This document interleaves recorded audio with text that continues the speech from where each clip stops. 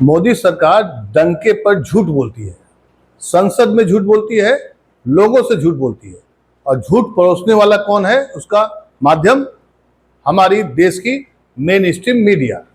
जी हाँ, मैं आपको आज जो बात बता रहा हूं और जो बताने वाला हूं, उसे सुनकर आप चौंक जाएंगे, हैरान हो जाएंगे।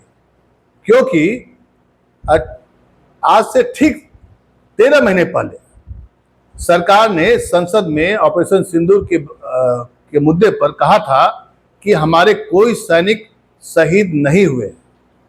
और रक्षा मंत्री ने बड़े ललकारते हुए, विपक्ष को ललकारते हुए कहा कि अगर आप सुनना चाहते हैं सुनिए, एक भी हमारे जवान शहीद नहीं हुए हैं, हताहत नहीं हुए हैं।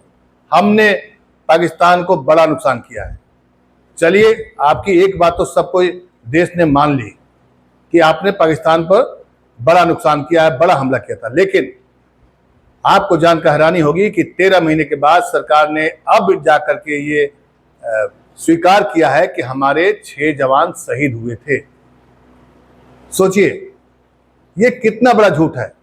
संसद में, लोकतंत्र का मंदिर कहा जाता है संसद, तो हम कैसे विश्वास करें सरकार पर, अपनी ही सरकार पर, जिसको चुन करके देश की जनता ने भेजा है?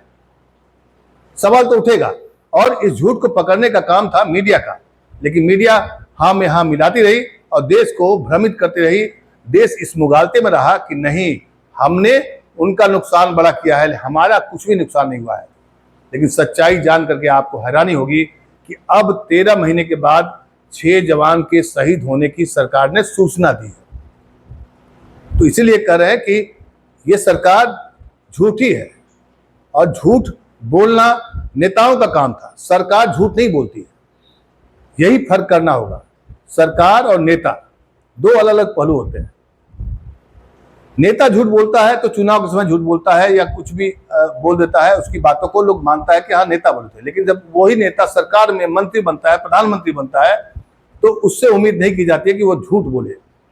सच बोलना चाहिए, देश को दिग्भ्रमित नहीं करना चाहिए।